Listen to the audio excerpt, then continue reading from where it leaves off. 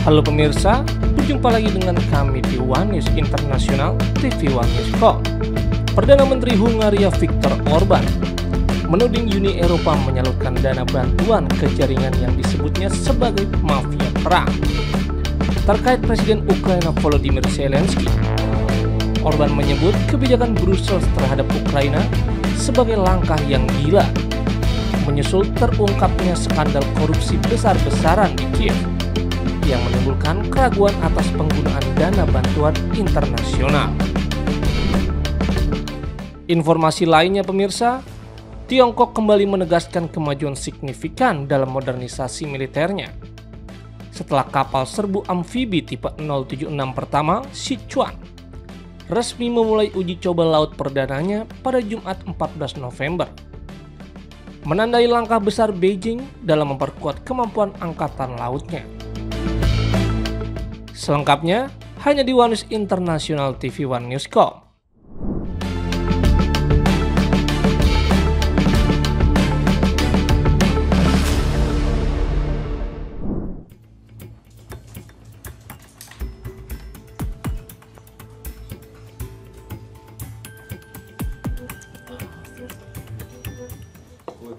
Perdana Menteri Hungaria Viktor Orban menuding Uni Eropa menyalurkan dana ke jaringan mafia perang terkait Presiden Ukraina Volodymyr Zelensky. Menyebut kebijakan Brussels terhadap Ukraina sebagai gila setelah skandal korupsi besar di Kiev.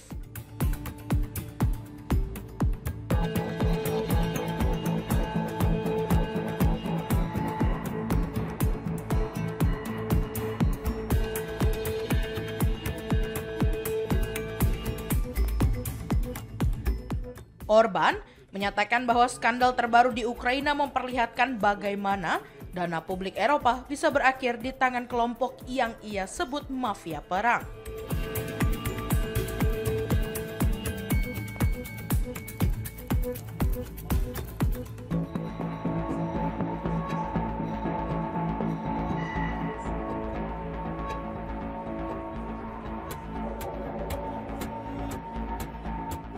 Senin lalu, Biro Anti Korupsi Nasional Ukraina atau NABU yang didukung Barat memulai penyelidikan terhadap operator nuklir milik negara Energoatom atas dugaan penggelapan dana.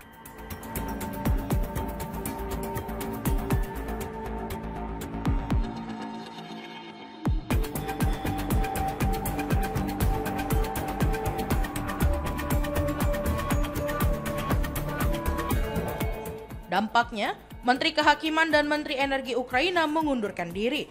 Sementara seorang tersangka kunci yang merupakan rekan dekat Zelensky melarikan diri sebelum sempat ditahan.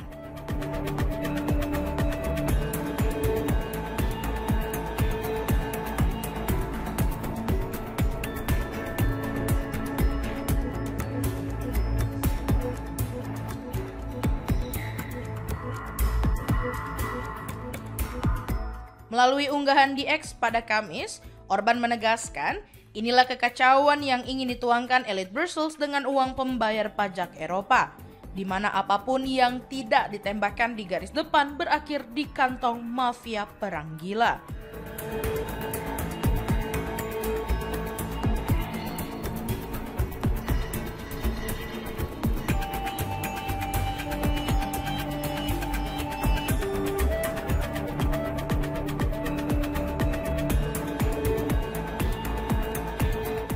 Ia menambahkan, menyusul skandal korupsi terbaru, Budapest tidak akan mengucurkan dana ke Kiev dan menolak menuruti apa yang disebutnya sebagai tuntutan finansial dan pemerasan Zelensky.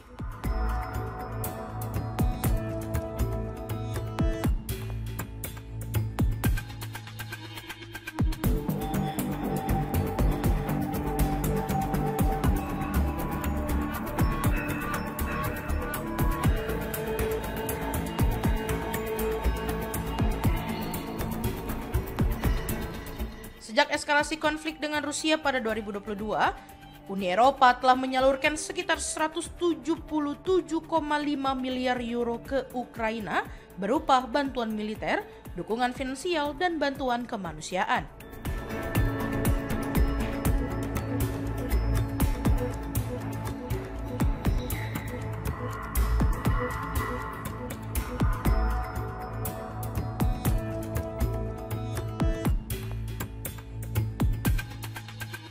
Zelensky menekankan bahwa bantuan Barat sangat penting bagi kelangsungan hidup Ukraina dan keamanan Eropa secara lebih luas.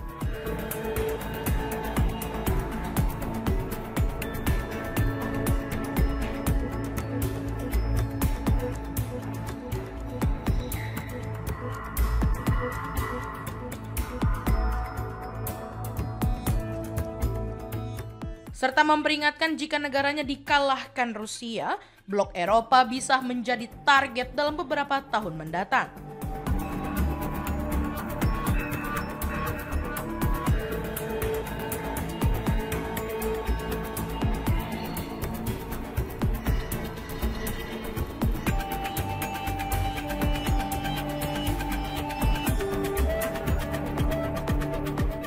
Rusia di sisi lain menegaskan tidak memiliki niat menyerang negara-negara Uni Eropa atau NATO.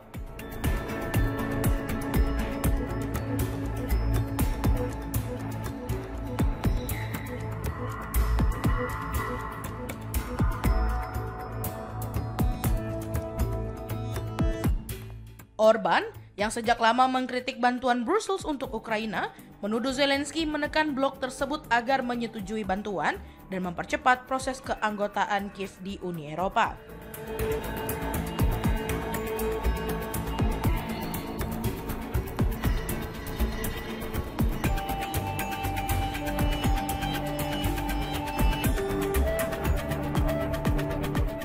Ia menegaskan, tidak ada negara yang pernah memeras cara masuk ke Uni Eropa dan itu tidak akan terjadi kali ini.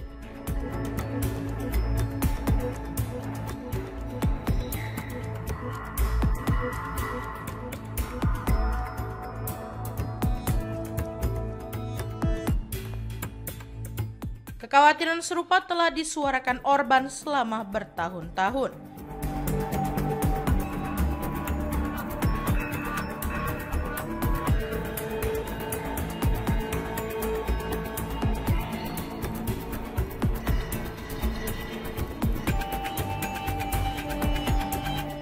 Dalam wawancara dengan majalah Prancis, Le Point, pada 2023, ia menyebut Ukraina sebagai salah satu negara paling korup di dunia dan menyebut gagasan keanggotaannya di Uni Eropa sebagai lelucon.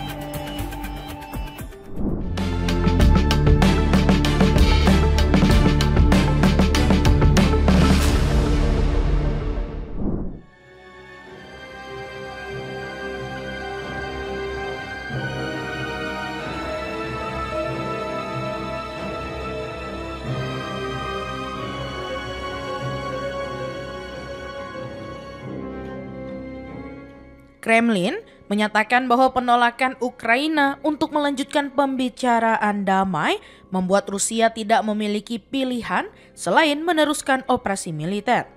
Sikap ini disampaikan di tengah mandeknya proses negosiasi sejak akhir Juli dan semakin ketatnya pengepungan pasukan Ukraina di sejumlah titik pertempuran. Kremlin menilai Ukraina tidak menunjukkan kemauan untuk kembali berdialog setelah 3 putaran pembicaraan di Istanbul gagal menghasilkan kemajuan berarti.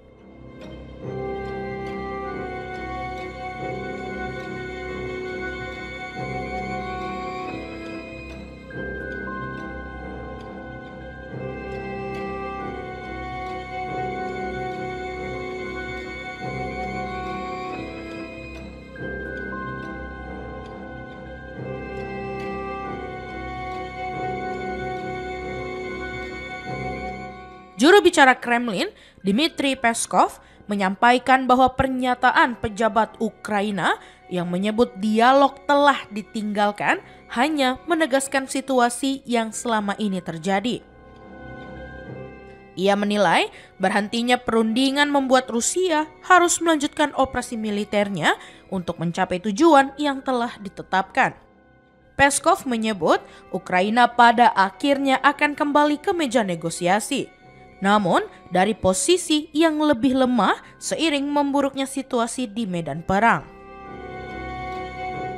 Ia menyinggung pernyataan Presiden Vladimir Putin yang sebelumnya mengatakan bahwa lebih dari 10.000 personel Ukraina terkepung di Kupiansk serta di kawasan Pakrovsk dan Mirgrad di Donbas. Militer Rusia mengklaim pengepungan tersebut semakin diperketat dan melaporkan kemajuan di Kupiansk bagian timur.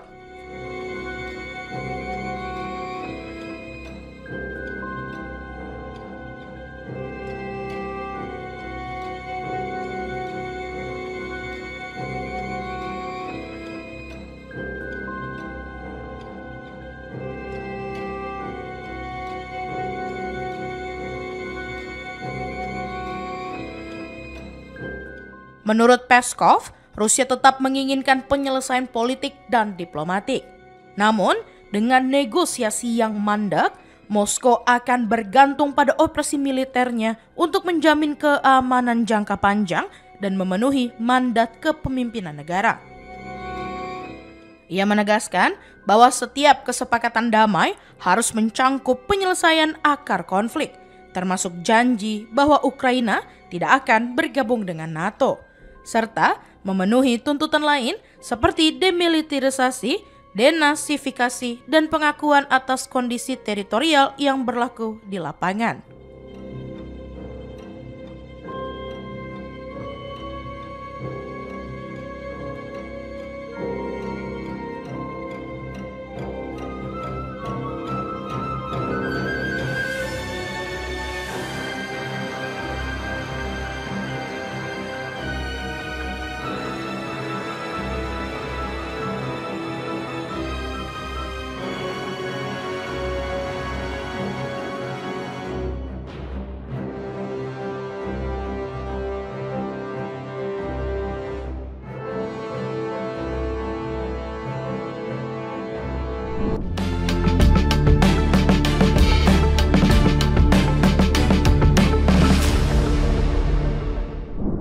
Construyendo un modelo económico de 13 motores que han priorizado la producción de los alimentos en Venezuela.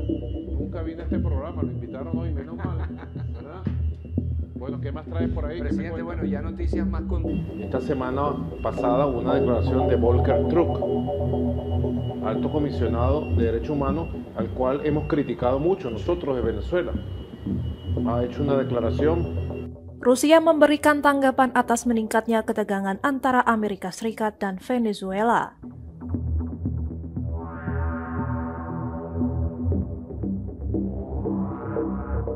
Situasi ini muncul ketika Moskow terus memperkuat hubungan strategisnya dengan Caracas.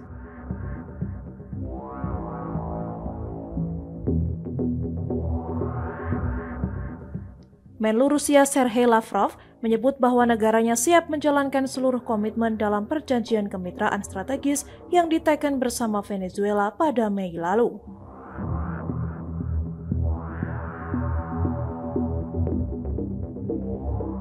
Kerjasama tersebut semakin menguat saat Amerika Serikat memperluas kehadiran militernya di sekitar wilayah Venezuela.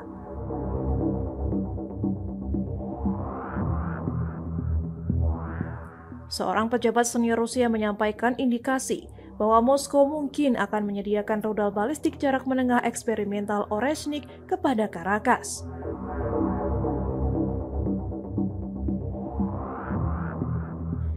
Rudal tersebut pertama kali diperkenalkan Rusia melalui serangan di Ukraina Tengah setahun sebelumnya.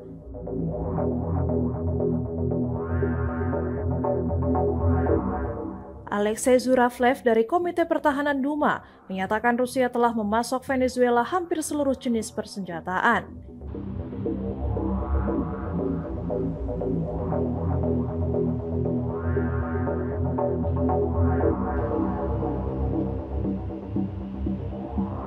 Он сказал, что решение Трампа, я цитирую, о возобновлении ядерных испытаний продиктованы геополитическими соображениями. Peralatan militer yang dikirim mencakup senjata ringan hingga pesawat tempur.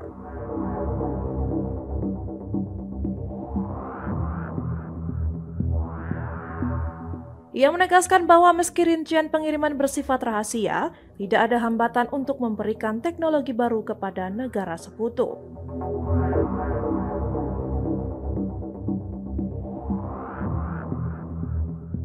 Perangkat yang dimaksud termasuk rudal Oreshnik maupun rudal jelajah Kaliber.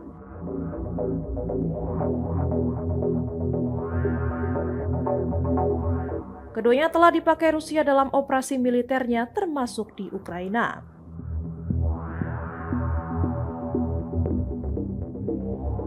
Zurablev menyebut bahwa langkah Rusia berpotensi memberikan kejutan bagi Amerika Serikat.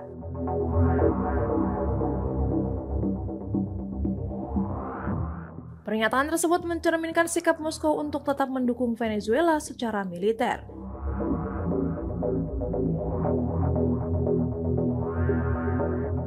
Situasi ini juga menandai semakin kerasnya persaingan kekuatan antara Rusia dan Amerika Serikat di kawasan Amerika Latin. Y ha sido una cantidad tremenda de cadetes y oficiales que se han formado en Rusia, una cantidad grandísima de oficiales rusos que siempre han venido a Venezuela, vienen a Venezuela, tienen una cooperación tranquila, serena y muy provechosa, y eso va a continuar. Bueno, quedamos listos entonces. Me despido de ti, despedirme no quisiera, me despido a la llanera tomándome el эскалации, содействовать нахождению решений имеющихся проблем в конструктивном ключе с уважением международно-правовых норм.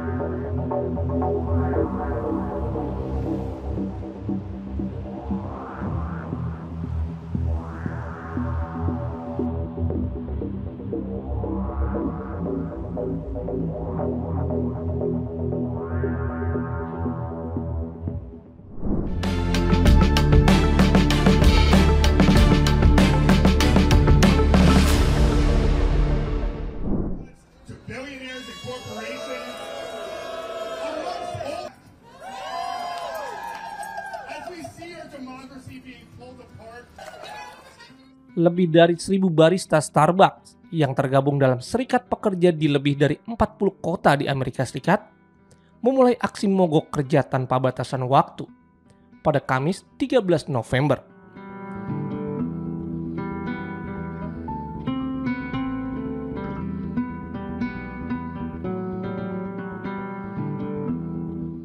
Aksi ini digelar sebagai bentuk tekanan terhadap manajemen Starbucks agar menyetujui perjanjian kerja bersama yang mencakup kenaikan upah serta penambahan jumlah tenaga kerja di gerai.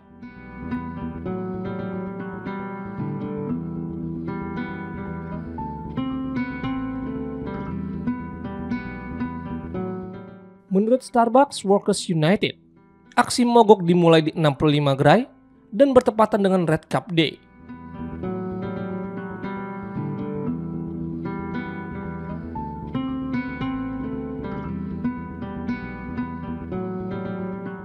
Salah satu hari penjualan tersibuk yang biasanya meningkatkan jumlah pelanggan di lebih dari 17.000 gerai Starbucks di Amerika Serikat.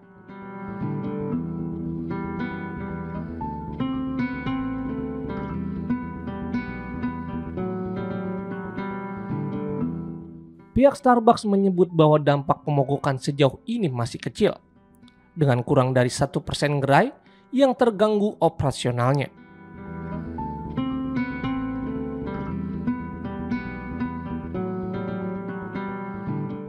Sementara itu, serikat pekerja yang mewakili karyawan di sekitar 550 gerai memperingatkan bahwa aksi tersebut berpotensi menjadi yang terbesar dan terpanjang dalam sejarah perusahaan.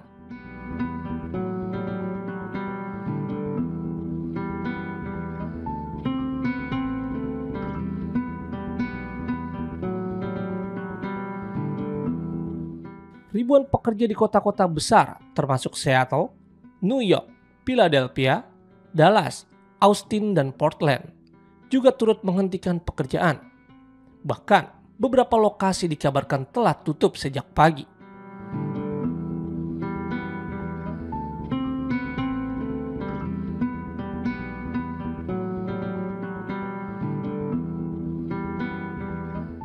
Aksi mogok berlangsung di tengah kebijakan CEO Starbucks Brian Niccol yang menutup ratusan gerai berkinerja rendah, termasuk salah satu gerai berserikat di Seattle.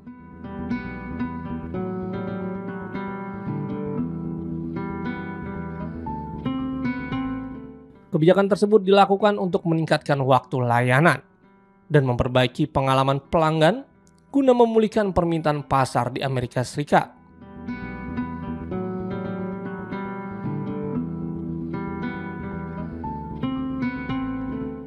Di lapangan, para barista membawa poster yang menyuarakan tuntutan atas upah lebih baik, jam kerja lebih stabil, serta penyelesaian berbagai keluhan ketenaga kerjaan yang disebut masih marak terjadi.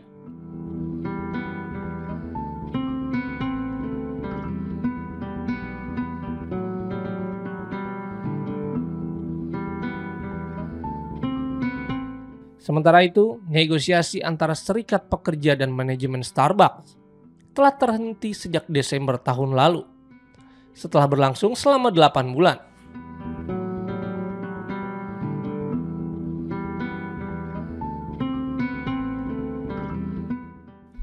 Serikat pekerja juga sempat menolak proposal kenaikan upah tahunan minimal 2% karena dinilai tidak memenuhi kebutuhan ekonomi dan tidak memberikan peningkatan tunjangan yang memadai.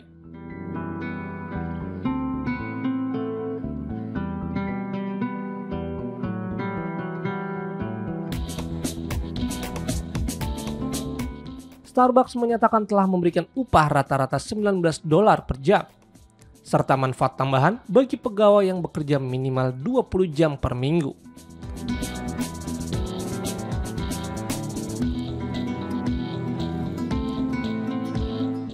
Namun, serikat pekerja menilai banyak barista masih menerima upah awal, sekitar $15,25 per jam, dan bekerja kurang dari 20 jam per minggu, sehingga pendapatan mereka dianggap belum mencukupi.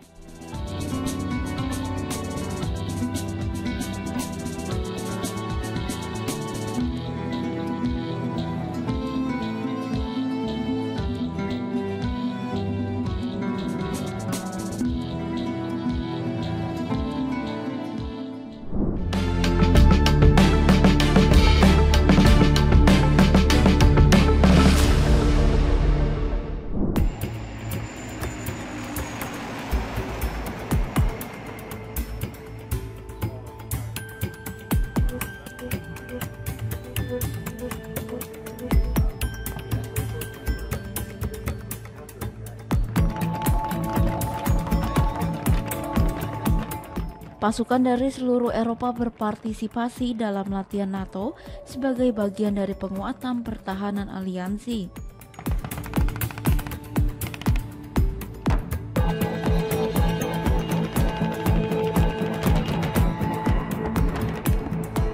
Latihan bertajuk Dationfall 2025 menjadi ajang uji kemampuan militer negara-negara anggota NATO.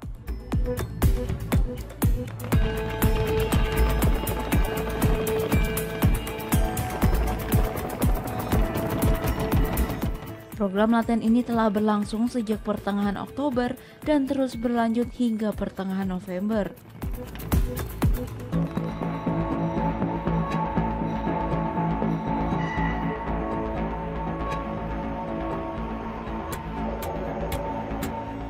NATO melatih kemampuan pemindahan pasukan secara cepat menuju Rumania dan Bulgaria jika terjadi serangan mendadak.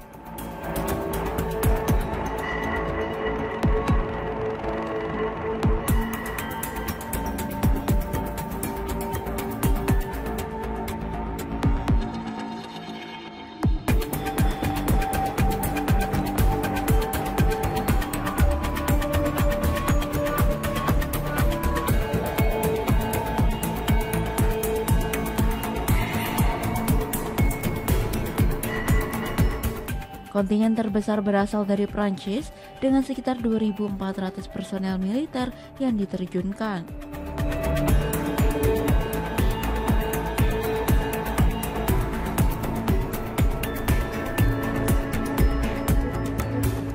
Selain Prancis, latihan ini juga diikuti pasukan dari Polandia, Spanyol, Portugal, dan Makedonia Utara.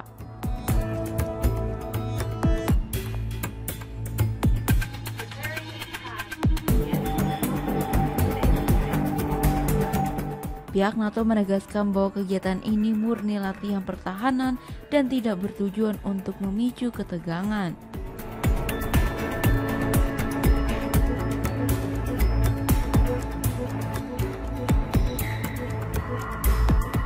Rumania berbatasan langsung dengan Ukraina yang masih menghadapi invasi Rusia sejak tahun 2022.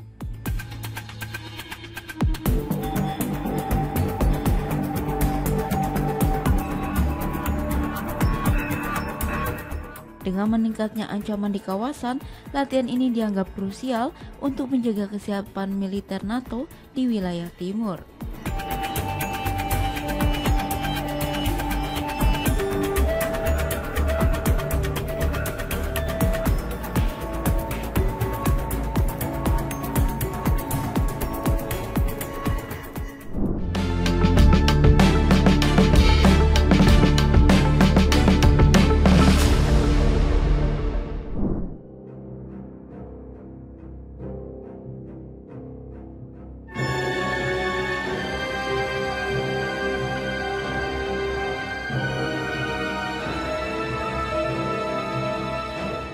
Perdana Menteri Inggris Keir Starmer disebut menjalankan upaya perlindungan internal yang ketat di tengah merebaknya isu bahwa sejumlah tokoh senior Partai Buruh ingin menyingkirkannya.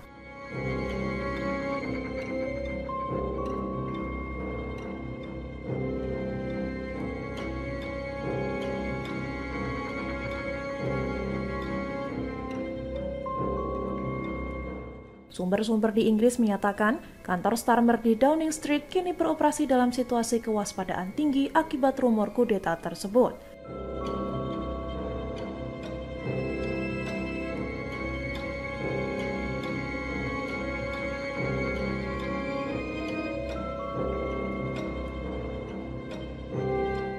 Para staf di lingkaran Starmer dilaporkan makin gelisah karena beredar spekulasi bahwa Menteri Kesehatan Wes Streeting tengah menyiapkan langkah untuk mengambil alih kepemimpinan.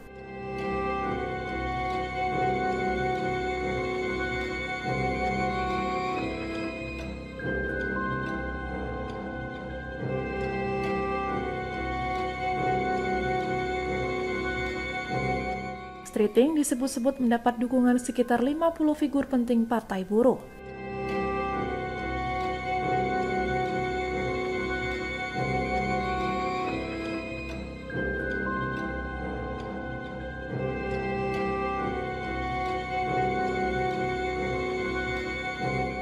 Jika benar terjadi, upaya menggulingkan Starmer diprediksi berlangsung setelah pengumuman anggaran bulan ini atau selepas pemilihan daerah pada Mei.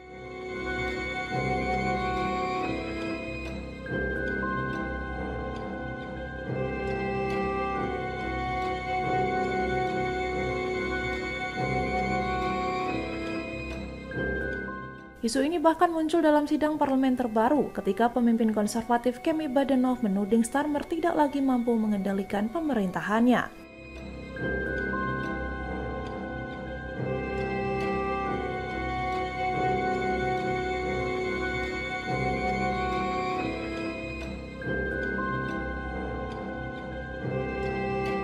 Starmer merespons kritik tersebut dengan menegaskan bahwa ia masih memimpin kelompok yang tetap solid.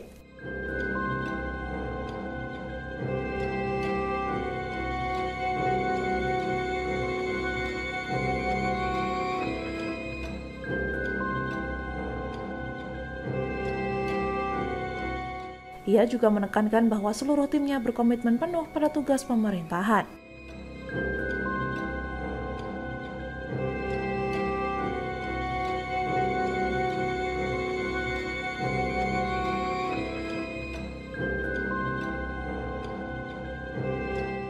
Rasa tidak puas terhadap Starmer melonjak di tengah keresahan mengenai kondisi ekonomi Inggris.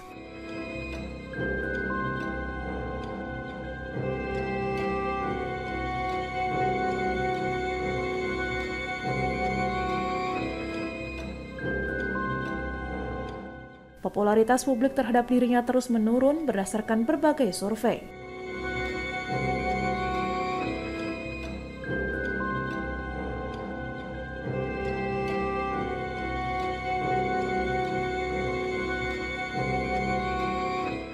Sejumlah jajak pendapat bahkan menempatkan Starmer sebagai salah satu pemimpin pemerintahan paling tidak populer dalam era modern.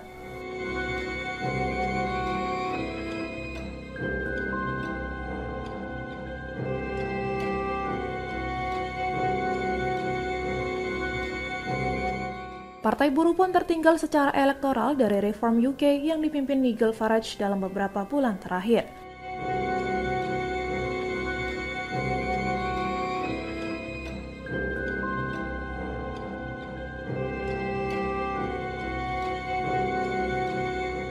Kemerosotan ini diperparah kemarahan publik terhadap rencana anggaran yang akan segera diumumkan.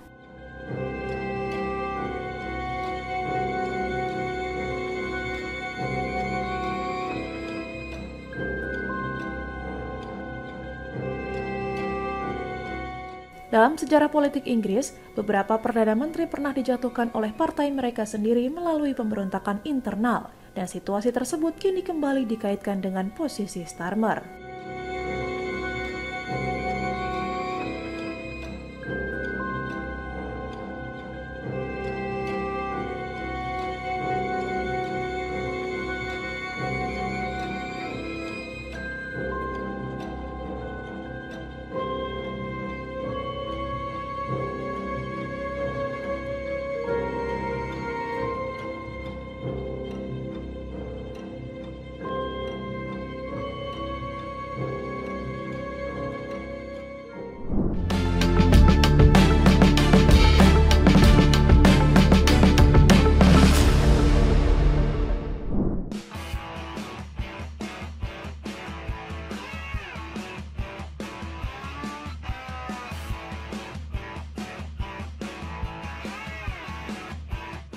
Presiden Korea Utara Kim Jong-un dilaporkan telah menyetujui penayangan pertandingan Premier League di negaranya, tetapi dengan sejumlah aturan ketat.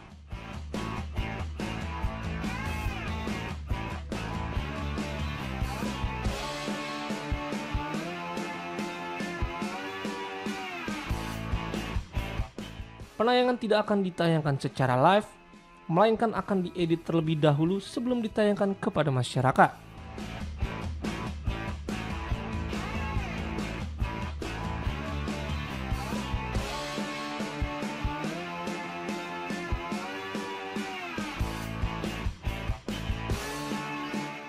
Setiap pertandingan juga akan dipersingkat menjadi 60 menit, berbeda dari durasi normal 90 menit, sebagai bagian dari upaya pengendalian konten yang masuk ke dalam negeri.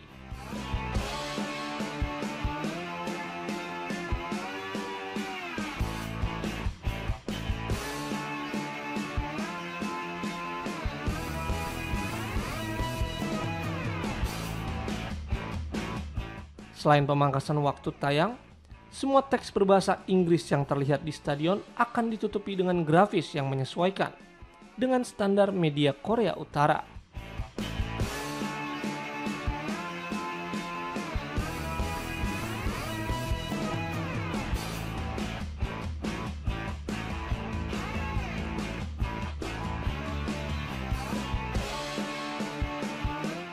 Kebijakan ini mencakup logo, papan skor, dan informasi lain yang biasanya tampil dalam bahasa Inggris, sehingga konten yang ditayangkan sepenuhnya berada di bawah kontrol pemerintah.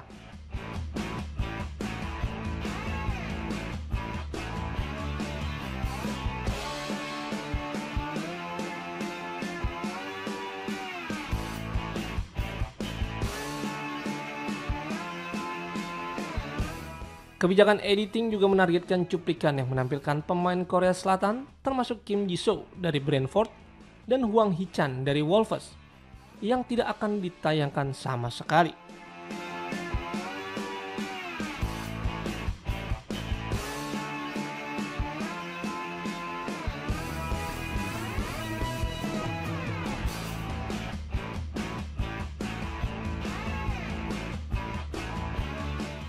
Selain itu, adegan yang menampilkan simbol atau konten terkait komunitas LGBTQ+ juga akan dihapus.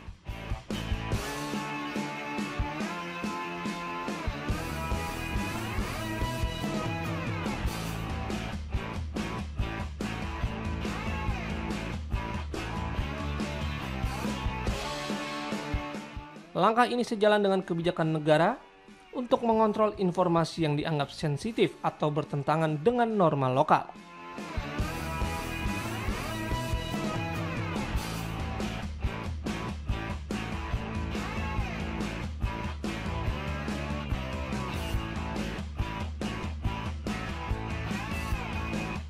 Sejarah menunjukkan bahwa Korea Utara tidak kali ini saja melakukan editing tayangan olahraga.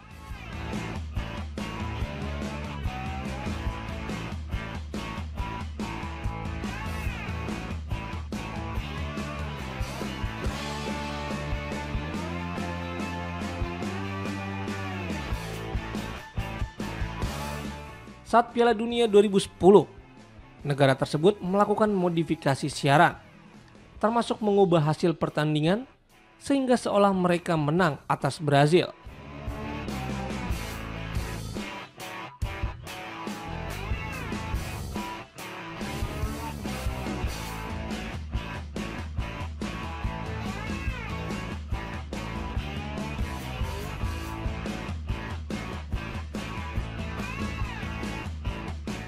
Praktik ini menegaskan bahwa pemerintah Korea Utara secara konsisten menerapkan sensor ketat terhadap tayangan olahraga internasional demi menjaga narasi yang diinginkan.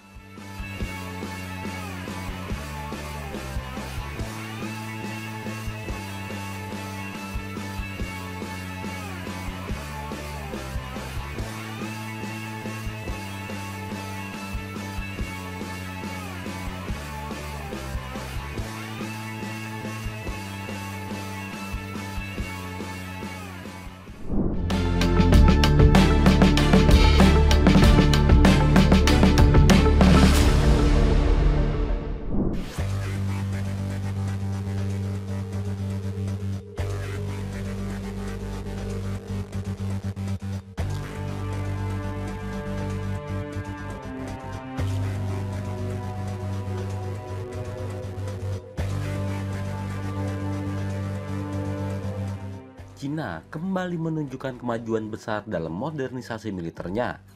Setelah kapal serbu amfibi tipe 076 pertama, Sichuan resmi memulai uji coba laut perdananya pada Jumat 14 November 2025.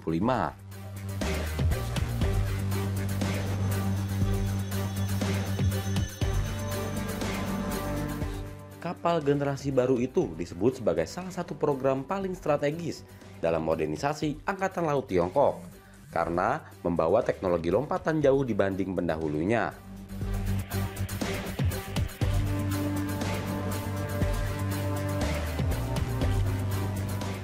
Dari rekaman dan foto yang beredar di sosial media, Tiongkok memperlihatkan kapal 076 bergerak keluar dari galangan kapal Hudong Zonghua di Shanghai.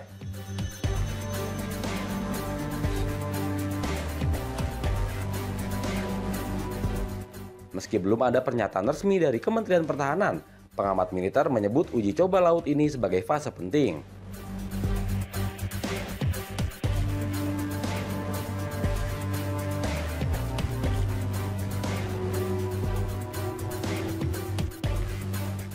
Uji coba laut Sichuan menjadi sinyal bahwa modernisasi militer Tiongkok terus bergerak cepat.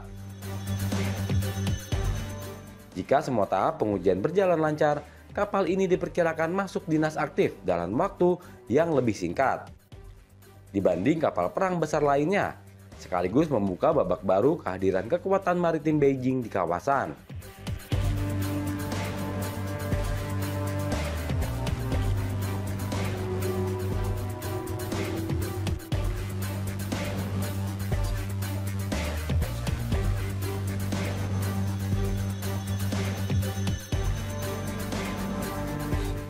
Tipe 076 tercatat sebagai kapal amfibi pertama di dunia yang mengadopsi sistem ketapel elektromagnetik.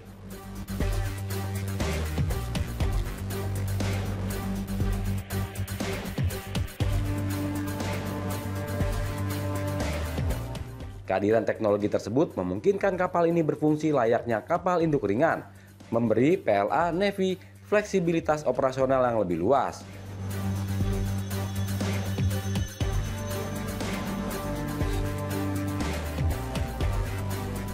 Setelah kapal induk Fujian resmi bertugas, Sichuan menjadi kapal perang kedua Tiongkok yang membawa teknologi serupa.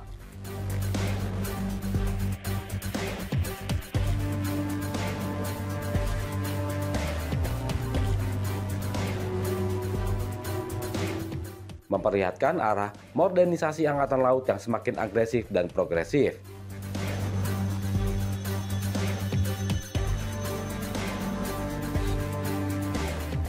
Tipe 076 Sichuan diketahui memiliki bobot lebih dari 40.000 ton, jauh lebih besar dibanding versi sebelumnya.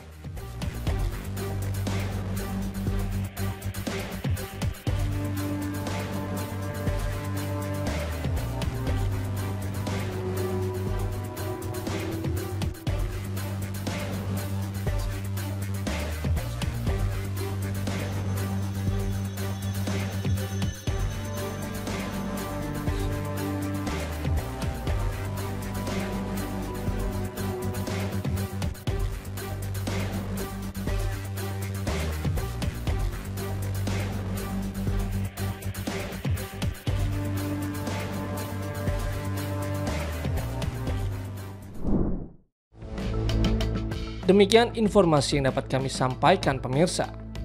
Terima kasih telah bergabung bersama kami. Sampai jumpa di One News Internasional berikutnya. Setiap pukul 8 malam hanya di kanal YouTube TV One News Co.